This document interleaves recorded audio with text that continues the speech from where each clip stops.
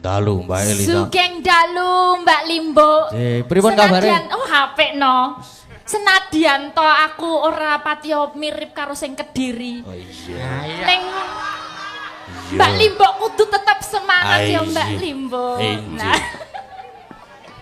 Mulane Mbak Elisa. Nggih. Sore mau pas prolog mau adegan prolog pancen tak apa kuwi tak pasrahke Mas Gading ben romane ketok kecekel banget rasane iki lho. Lho piye to? Nek baru carane iki lagi mekar-mekare. Carane iki nek lagi enom-noman kan ya bisa meresapi piye rasane wong jatuh cinta. Heeh to? Iya. Ya Mas Gading. Iya. Wis ping pira ngrasake jatuh cinta wis sehat. Nah, ya. Ora nyono ya Mbak Elisa. Nggih. Yen awak dhewe iki melu nglowentah Mas Gading iki jan keskon 0-0 nganti saiki iso dadi kaya ngene iki. Wah niku mboten nyono mboten ngira wong dulu enggak suka wayang belas. Kok suka wayang wong pethukan awak dhewe selinguse ra jamak. Begitu ana wong teko langsung mlayu bradat. Nah, oh saiki basane ana wong teko mlayune nyedak ya Mas ya. Beda ya. Beda saiki wis gantenge ra umum e. Saiki Wah, wis nek ganteng ya wis kebiyen iki. lah ya wis nurun wae ya. Iya. Apa? Nurun saka bapakne. Oh, iya, Ki nurun. klambine nganggo ireng ya ketok putih lho Mas. Biasane ya. Biasane ireng to. Biasane klawu.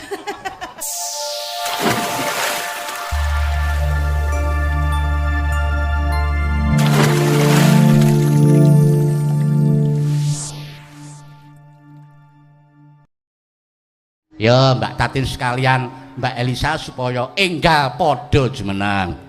Surup surya wangine wis teka.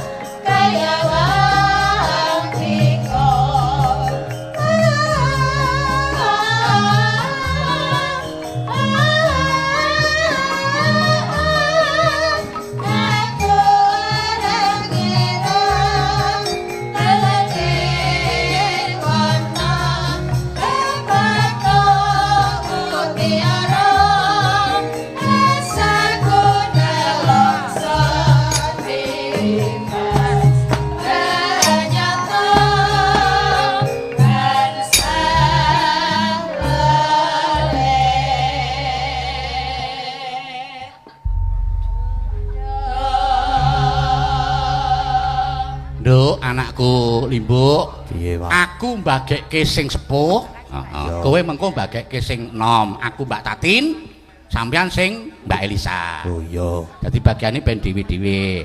Yo. Sugeng dalu Mbak Tatin. Izin sugeng dalu Mbak Yu Cangi. Wah, ketemu lagi, Iya, ketemu sepanggung lagi. lagi. Alhamdulillah menika pinaringan sehat saged pinanggih. Nggih, Wonten mriki. alhamdulillah. Wah jan piye loro iki jan. Wah jan raja-rajanya bintang tamu saiki. Sapa-sapa dalang mesti ngersake panjenengane. Untung panjenengane Pak Subriyanta karo Pak Sartono ki ling ngersake wis setengah tahun sebelumnya. Nek upama ora apa meneh malam Minggu, wah ora bakal komanan.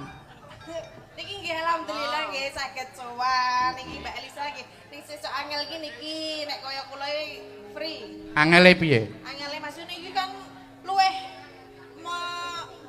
luweh nadi. Apa sing cetok iki ora nganu lho, apa kontol dandang kandake kontol dandak gandang kuwi lho. Rasa muni kontal. Kontol dandake dandake. Luweh mengembarang ngono lho Mas. Ya ora padha-padha wong nyatane nek upamane kaya Mbak Tatin ning Jawa Timur, Mbak Elisa ya barengan ning Jakarta ngono kuwi. Nggih nggih alhamdulillah nika nggih namung sak derma nglampahi Pak Keter. Nggih. Nggih. Kok Pak Keter to? Pak Geter kupinge iku lho. Kuping aku wis nganggo son sajane sing budhek iki sapa? Oh iya. Aku nurungane Pak Geter. Geter.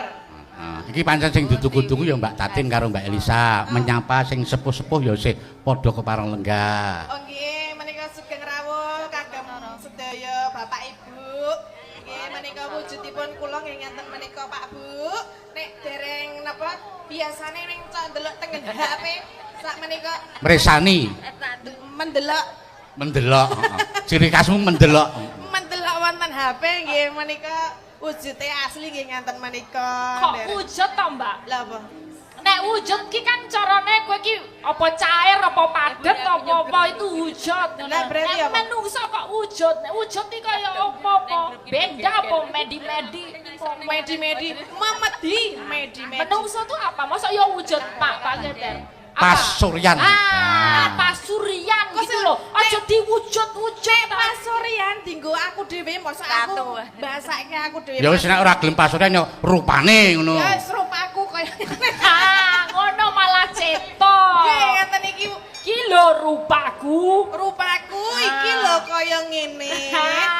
Gedhi napa gedhi, Pak? Gedhi. Ora kan dia tanyanya gede napa gede. Bapak-bapak iki gede. Berarti iki wis maksimal ngono.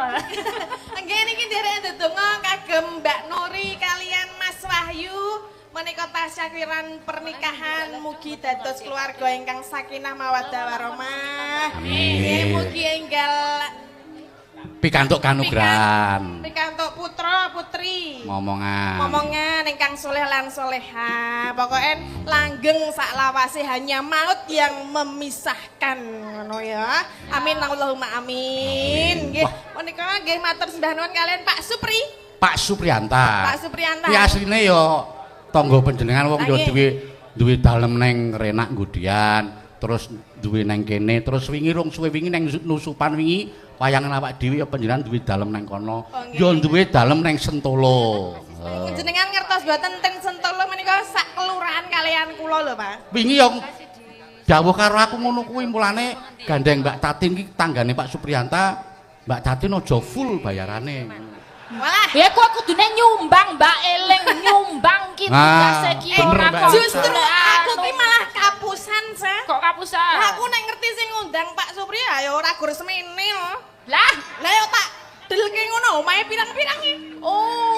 juga bele gitu. Suge blegdu, ora blege. Oleh ngerti ya aku ya ngono ya. Lah iya mulane kuwi kok malah arep Kudune dipotong. oh iya, ora lo gak tambah kepak ya carane iki golek tiket swarga biayai seniman-seniman ngene iki kan Lah iya. golek tiket swarga. Iya ta. luar biasa, Ngadepi Pak sasi Supri. sepi ya iki, dilone sepi ya iki. Nggih matur sembah nuwun nggih Pak Supri, sampun pitados kalian kula Elisa lan sedaya grup Mas Geter niku nggih. Iki ya dimulai ya iki disiarke secara live kejaba live streaming channel Dalang Sena uga Nggih. disiarke radio sing neng Sentolo kono. Ki mau WA karo aku nek ora kleru apa ya Megantara apa-apa ngono. Mega Suara. Mega Suara Sentolo. iya. Aku yo tahu ngerti kuwi. Tahu krungu to? Tahu manune iki lho, jenenge apa nih? Kantore. Oh, ayo omahmu Sentolo kok ya. Lah Ning iya. bengi iki pancen luar biasa upama jane penonton kathah upama jane iku ora kekupeng gedung ngono jan ketok. Lah ngene iki mau asing mlebet mriki oleh biyak penonton keceko perapatan niku lho, Mak. Nggih ta? Ah iya, gek nang njaba kono enten layar tancep apa ora ya? Nek ngono mau gandeng terak kali kowe mandek kali dhisik iki mau. Napa? Berarti saking lese rawunge panjenengane jembar tenan. Heeh. Ramung srawunge le jembar. Lemae saking jembare nabrak tol. Dadi yo Tambah. gawede tenan iki nganune. Kok nek ora nyawer iki awas iki Pak Supri ya. Oh tenang panjenengane iki piyai sing bawera, piyai sing blobo, Blegedu. lomo, heeh. Sugih blegedu. Oh iki mau rokok ya turah-turah gandeng turah ya tak sak salong iki mau.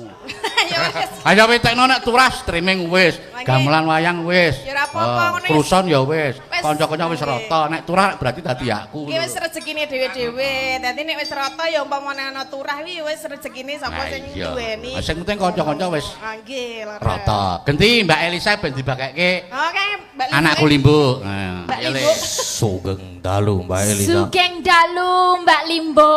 Pripun kabare? Senadyan- Oh HP no. Senadyan to aku ora patio mirip karo sing Kediri. Oh iya. Ning Iya. Mbak Limbo kudu tetap semangat ya Ai, Mbak iya. Limbo. Inji. Nah, Eh, piye Mulane- piye ya? Mulane Mbak Elisa, Nggih. sore mau pas prolog mau adegan prolog pancen tak apa kuwi tak pasrahke Mas Gading ben romane ketok kecekel banget Tuh, karo kan rasane iki lho. Lho piye to? Nek baru carane iki lagi mekar-mekare. Carane iki nek lagi enom-noman kan ya bisa meresapi piye rasane wong jatuh cinta. Heeh to? Iya. Ya Mas Kading. Iya. Wis ping pira ngrasake jatuh cinta wis ping pira? Nek jatuhe ping akeh. Berarti rong tau sukses. Urung. Waduh. Urung tahu wong kuwi mau nek arep karo aku barang ra sida. Iki barang ya doyan. Iya aku ki Ya paling apa-apa masuk masuk. selo kok ya Mas ya. Ah iya. Wah, kok yo iki mbok yo liyane sing Aku yo kok ora ora pandang umur kok.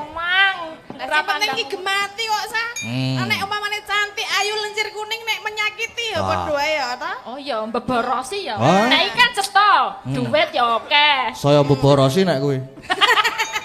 Ora nek karo aku persediaan makanan aman. Banyak. Sehat Mak Limbo, Alhamdulillah, Mbok Limbo, sehat. Mbak Limbo.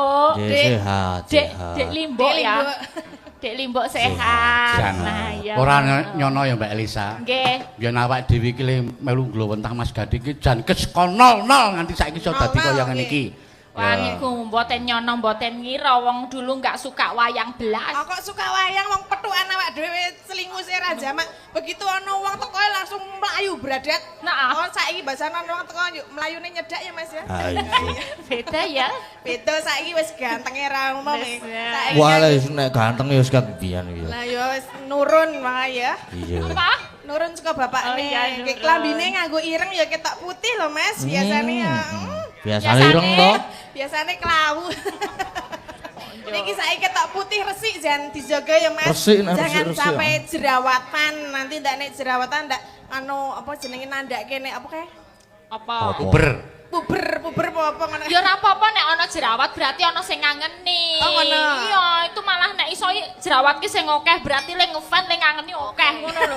Ane ya teneh ya kulite ya brontok-brontok Oh, iya, iya, ya iya. tidak baik ya. Jerawatnya dipindah ning mburi wae. Mburi ngerti maksudnya. Kon boyok. Kan Ya. Nggih menika kalih ngaturaken panglipur Nggih. derek Mangayu Bagyo selamat untuk mempelai berdua inggih menika Mbak Nuri kalian Mas Wahyu. Mugia menika angsal wahyunipun jodoh mboten namung bojo kemawon. Margine nek bojo niku gampil golek, ning jodoh menika awrat sanget. Dan sing dipun ndongakaken mugi-mugi kekalihipun menika angsal wahyunipun jodoh. Amin. Kok kowe mah kaya Iya. bakal obat. Kale ngomong kaya bakal Ayo ngono obat. kuwi aku ngapalke yo, nek ra ngono kuwi kan ra ngerti aku arep ngomong opo. Iya, Mbak kan? Elisa ki wis ndongake wong pira wae akeh pira. Heeh. Ning Ning Nek ndi? kok ketoke ora ndongake awake dhewe. Ayo. Ayo wong nyatane ya urung rabi-rabi ya seprene ya. Nggih. Aku ra penak. Ayo mulane iki mau aku mbagekke sing tuwa utawa Mbak Tatin. Mas Gading mbagekke Mbak Elisa perlune ya sing padha-padha sih legane lho ya Tatin. Ngene lho le Gading sing jenenge Pripun? golek jodoh ki angel. Nek bojo utawa pasangane gampang, arepe pasangan wis 5 tahun, 10 tahun, 12 tahun tetep iso cabar nek ora entuk wahyu ning jodoh. Nah, dadi kuwi iki ora kok donga. sabar. Curhatan Aja curhat. Ning ana sing setia karo kowe lho Mbak Elisa. Siapa? Kae lho ableh kan ning di mesti ngutuke karo kowe. Ah, di ono kae gambare we Tatin. Oh. Kowe ora kongkor njaluk aku lho, Mat. Iki gambare Tatin kowe njaluk Mbak Tatin, kowe ora njaluk aku lho, Lah Mat. kowe iki masa ya ora arep ngenei mamat bleh-bleh. Yo beda gambarmu kok. Gambarmu yo tanggung jawabmu. Ya, wis dibakeki kabeh. Saiki kari caos panglipur. Pokok siji pamundutan. pamundutan ana iki mengko ning gandeng iki tasakuran pernikahan, Nggih. caos nderek dedonga kagem teman kekalih lagu-lagune sing ngemu rasa sesambungan katresnan. Oh nggih. Kaya Mbak Elisa mung arep ngaturke sing bab katresnan apa memanekmu kena, kadung tresna kena. Pelok barang Setya tuhu kemawon. kena, monggo nderek Mbak Tati napa? Pokoke sing barang. ana sambung rapete karo katresnan. Beres kathah niku saking akeh sing jenenge iya. lagu Jawa, langgam-langgam Jawa iki kebanyakan tentang katresnan. Ning katresnane ana sing loro ati, ana sing donga apik, ana lek sengsem, ana sing jatuh cinta. Awak dhewe milih sing donga wujude. Ya. Dados atos. Dadi ati ya Ya. dados atos. Asmurun do. Dados adi. Dadi ati dados atos. Ya. Basa krama. Kromo ning. Dadi ati iki wis basa ora usah dibasake.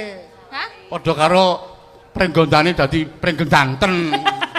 Oh nggih, berarti Imogiri dadi imoginten. mau ginten, wono ginten. Oh nggih, tetep biasa dadi. Mara sepuh dadi mara sepah.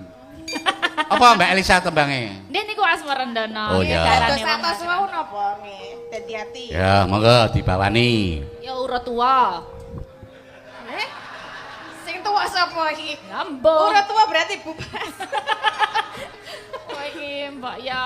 Karo buke aja macem-macem ya. Gegerane wong nyakrami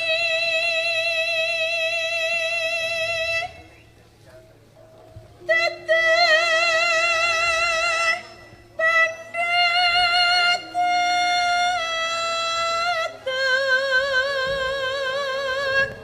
rupa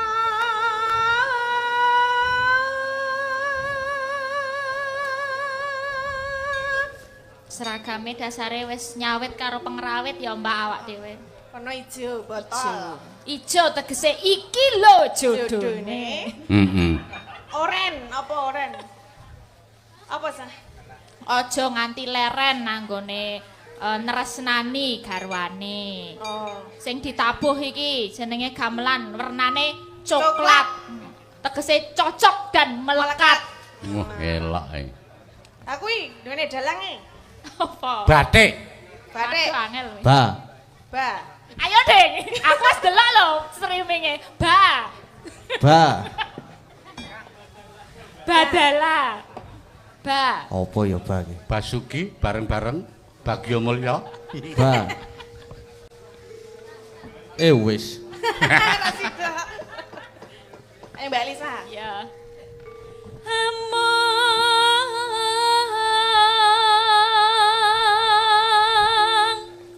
ati bawi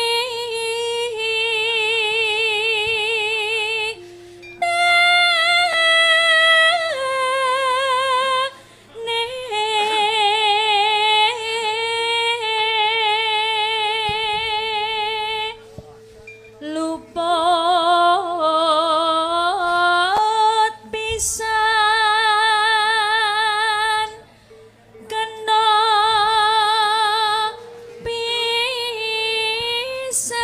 pisan yen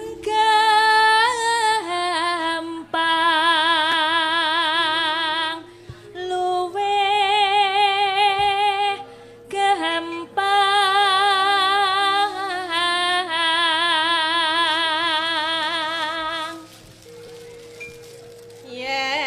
Yen angel angel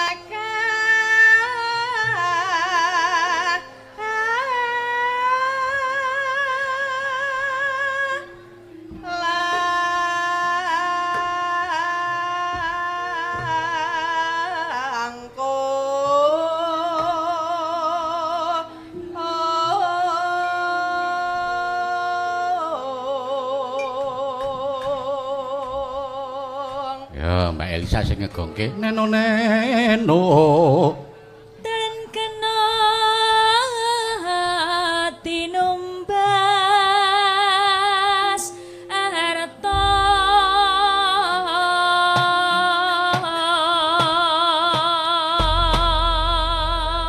Nah, kari ditimbake langgam dadi ati, sing kepisan langgam, sing kepindho jaipong. Jaiponge biasane iki pengendang loro iki pamit kabeh Mas Wahyu Mayang, Mas Heru PY neng Kudus. Ya ning aku sore mau golek dadakan iso Wah, niki malah artis Sapa sing ngendang jaipong kenal apa? Mas Lika to. Oh iya, kuwi Artisnya Mas Jatilan. Mas Lika Indonesia. Liku Laka Lantas. Waduh. Kali-kali kulagas. Ya, tenang wae, sono sing ndang jaipong saiki. Ayo Mbak Elisa, Mbak Tatin, langgam dadi ati. ising kaya ngapa wong nyatene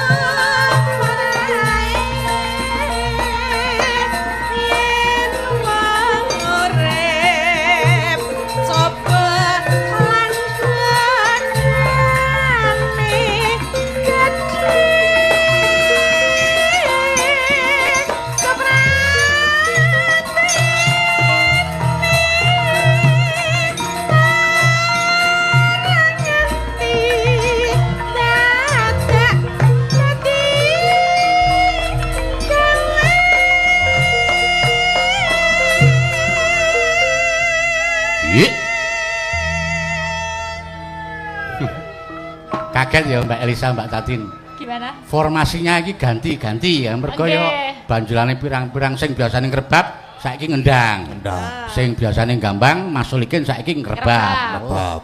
Heeh. Niki alhamdulillah Mas Joko sampun sembuh. Alhamdulillah. Pirang-pirang Mas dina Joko pun pamit. mari, Mas Katno yo alhamdulillah pirang-pirang panggung ora tindak saiki wis alhamdulillah sembuh. Nggih, alhamdulillah. Sing ngedram mongko iki yo bon-bonan sekwadoh. Sinten? Mbah Wondo saiki ngedram gabukane. Yes. Ra apa-apa sepenting aja ketrikil-trikil ya Mas. Iki saka Ngalengka sing ngedram iki. Iya. Ya wis piye carane ben iso komplit kabeh. Nggih, sepenting Yo. melampah kanthi sae, lancar dumugi paripurna mangke. Min. Nggih. Yo lanjut.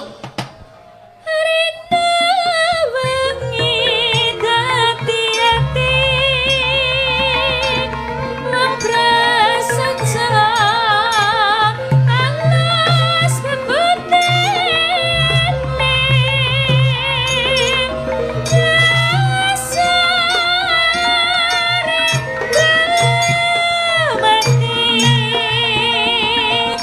Mamang putra elas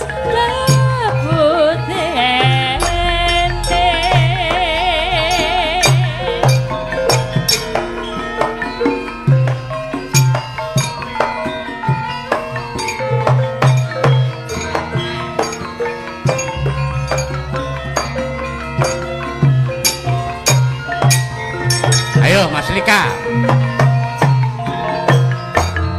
Yuk.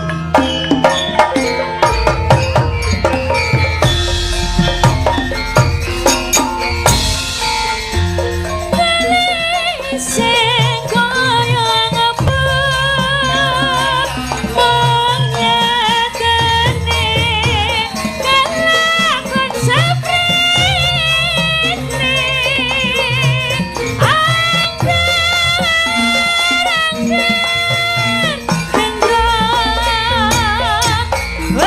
Bekasane malam bangun desa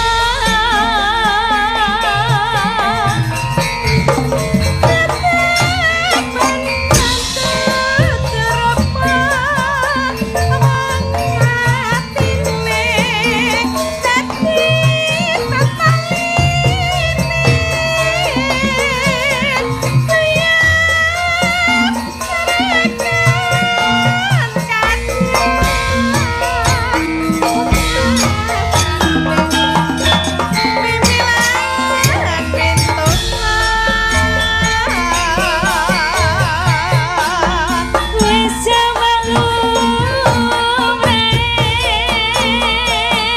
yen wong urip joko lan godane gedhe